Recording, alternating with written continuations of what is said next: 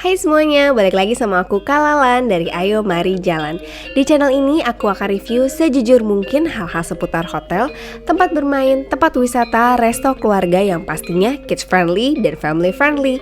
Jangan lupa subscribe channel ini dan follow account Ayo Mari Jalan di Instagram dan juga di TikTok. Selamat menonton! Hai semuanya, balik lagi sama aku Kalalan. Kali ini aku mau ajak kalian jalan-jalan ke daerah Bogor. Di sini ada satu tempat yang menurut aku oke banget buat didatengin bareng anak-anak. Apalagi buat anak-anak yang suka sama binatang. Tempat ini adalah Animalium Brin. Lokasinya itu ada di Cibinong, Bogor. Dan perjalanan aku ke sini itu nggak nyampe 1 jam dari Jakarta, jadi nggak terlalu jauh lah ya.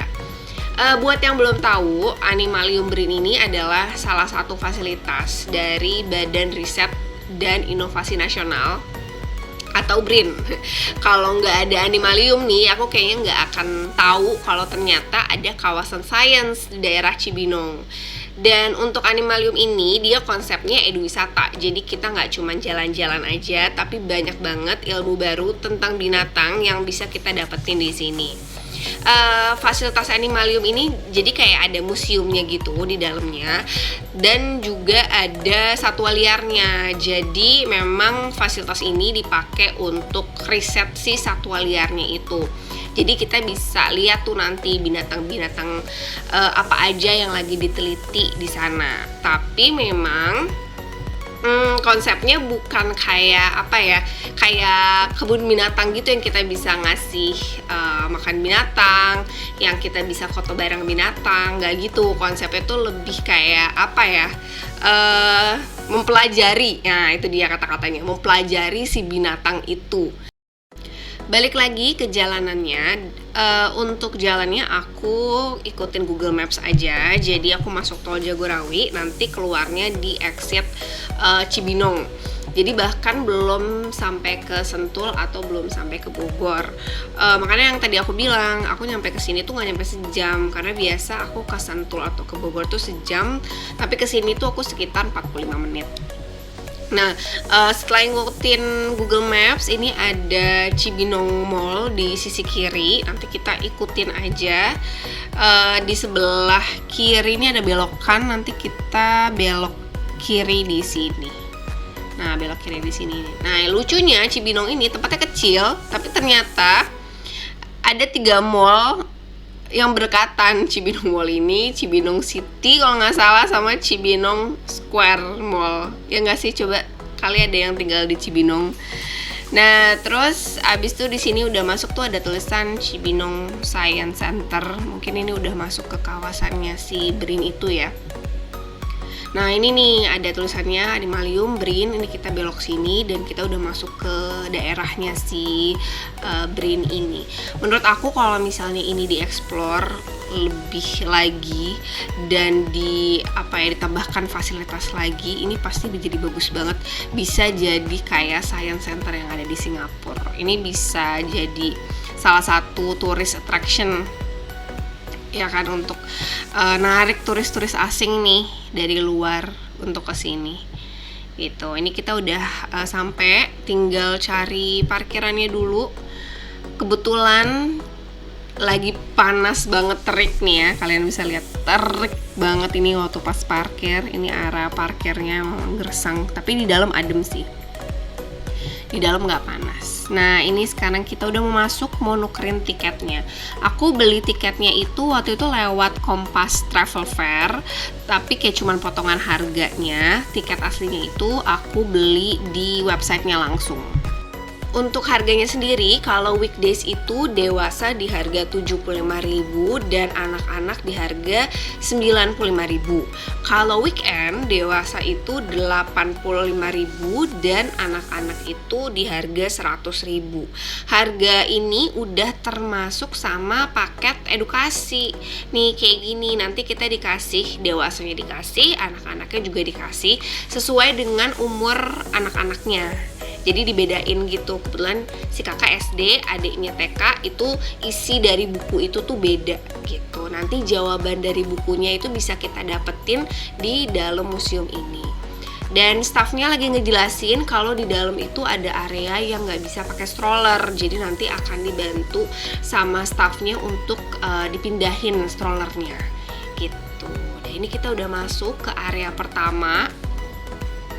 Nah ini lobby pertamanya ada di sini. Ini menjelaskan semua tipe binatang vertebrata. Nah, jadi rangkuman deh dari semua jenis binatang ini ada di sini sebelum nanti kita masuk ke lobby yang isinya masing-masing kayak mamalia, burung, ikan gitu. Nah, ini anak aku lagi mencari jawabannya sesuai dengan informasi-informasi yang ada di papannya ini tuh gitu. Dan ini sih klipnya yang aku munculin di sini tuh nggak semuanya karena nanti terlalu banyak spoiler, nanti jadi nggak seru ya kan. Tapi kalau misalnya menurut aku ini sih highly recommended sih buat temen-temen yang pengen jalan-jalan di weekend, yang nggak pengen bolak-balik nge-mall,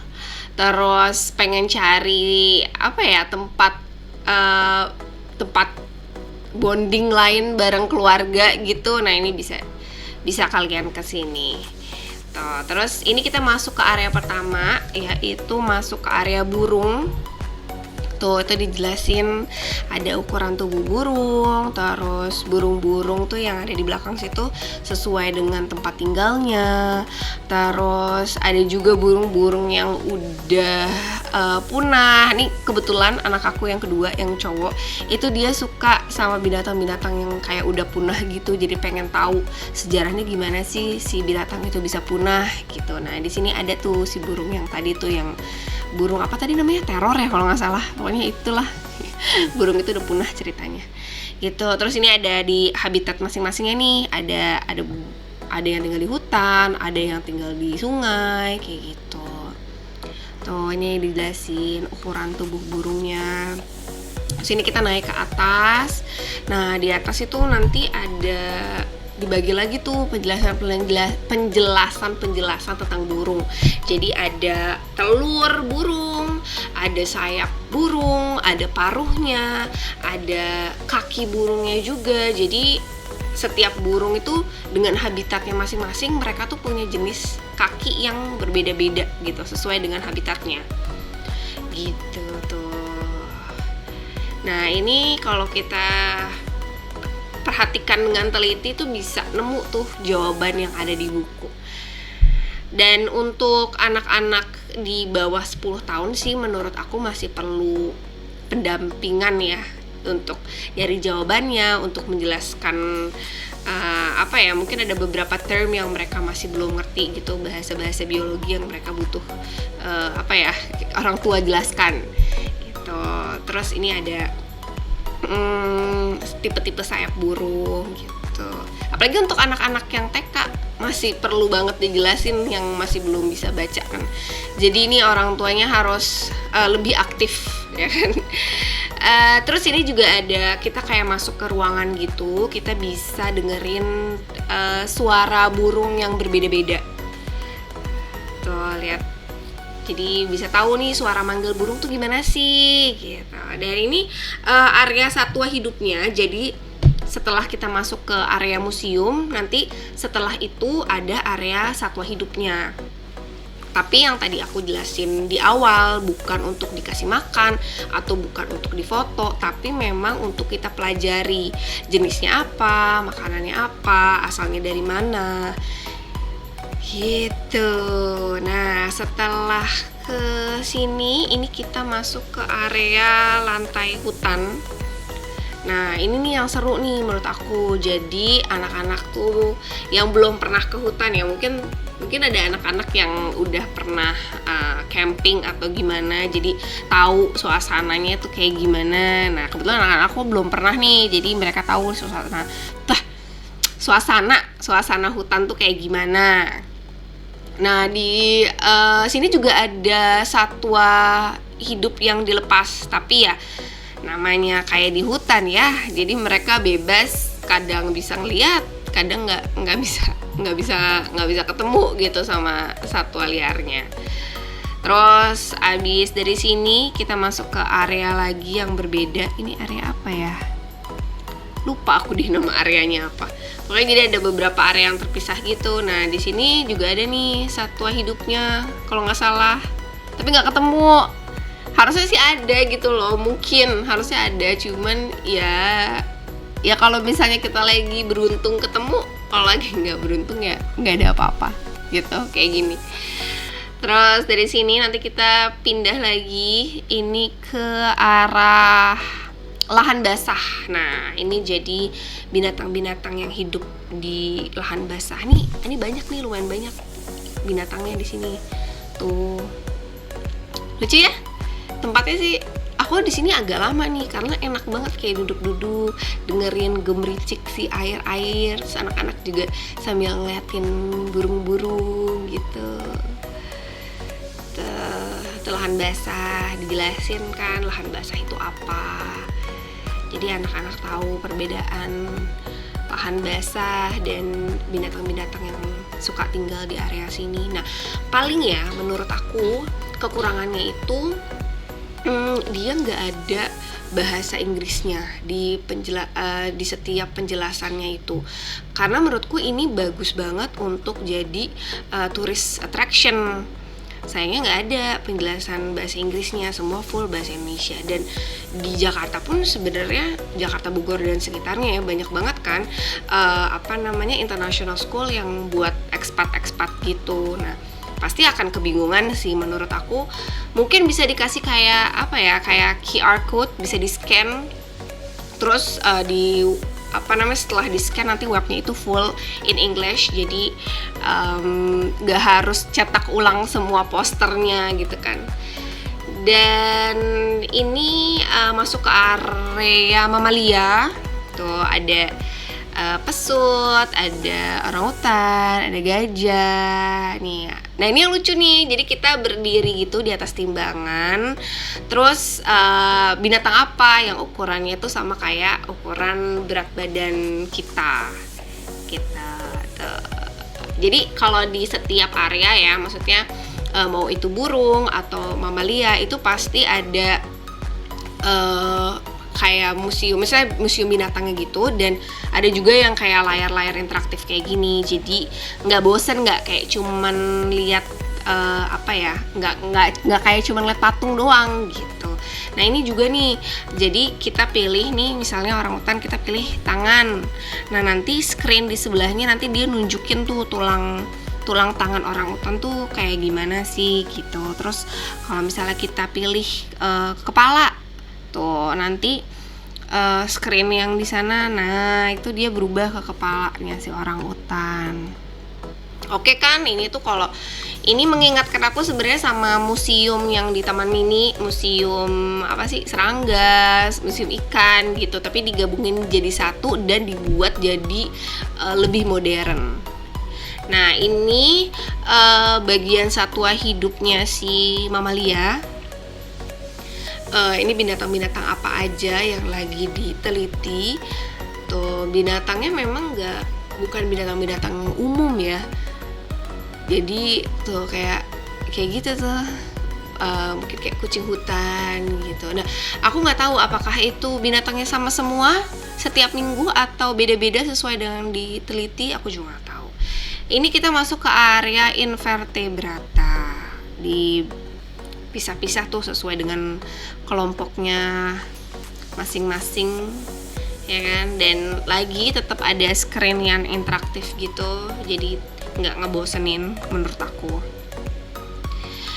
Terus ini masuk ke bagian insek atau serangga di Indonesia itu seperti apa, itu dia kumbang.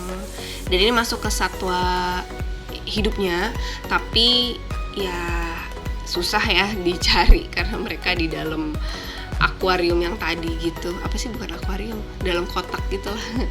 Terus ini masuk ke bagian ikan, dijelasin tuh ada golongan ikan tuh apa aja. Terus juga reproduksi ikan tuh seperti apa.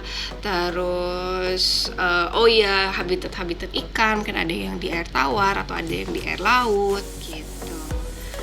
Tuh kan kalau anak-anaknya suka binatang ini suka banget pasti di sini. Dan ini juga masuk ke bagian satwa hidupnya. Kalau ikan ini dibagi dari negaranya deh kalau nggak salah. Aku tuh bagian sana ada ikan-ikan yang dari Indonesia tuh apa, ikan-ikan dari Amerika tuh apa. Tuh. Oke kan? Dan kebetulan sih emang anak-anak aku tuh suka main kayak tebak-tebakan binatang gitu. Jadi setelah di sini mereka punya banyak banyak tebak-tebakan baru nih untuk karena ilmu tentang binatangnya tuh bertambah, jadi tebak-tebakannya juga bertambah. Dan ini masuk ke reptil dan amfibi. Terus abis itu di situ juga ada kayak ruangan gede gitu. Mungkin di situ ada binatangnya, tapi nggak gitu ngelihat sih aku. Nggak kelihatan juga. Dan ini juga ada perbedaan antara aligator dan juga buaya. Tuh, terus juga ada apa lagi ya? Evolusi dari reptil, mungkin yang anak-anaknya suka dinosaurus. Nah, kan. Terus ini masuk ke area satwa hidupnya si reptil dan amfibi. Banyak kan di sini ular sih. Dan untuk ular yang berbisa, jadi dia dimasukin ke dalam misalnya dimasukin ke dalam kayak kotak akuarium, terus dimasukin lagi ke ruangan yang terkunci. Kita nggak bisa masuk ke dalam supaya lebih aman, gak bahaya. Tuh banyak nih ular berbisanya. Ada ular berbisa dari Sulawesi, ada dari ular dari India kalau nggak salah. Nah ini ular sanca India tuh. Terus abis itu ada ular apa ini namanya ya? Ular sanca air Papua. Kelihatan nggak? Tuh ada tuh warnanya coklat. Udah deh, selesai. Exit. Ini kembali ke lobby atau kembali ke mobil.